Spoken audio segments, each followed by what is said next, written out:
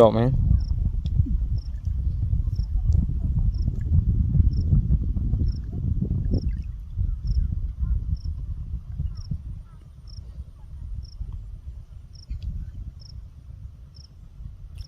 này họ cua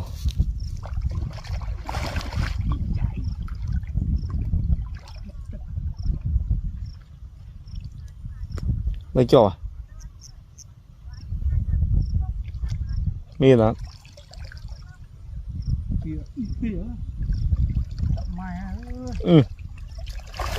trong mùi wow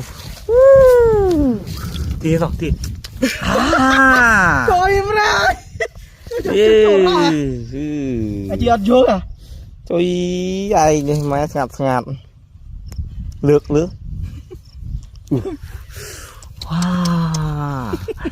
what the fucking holy shit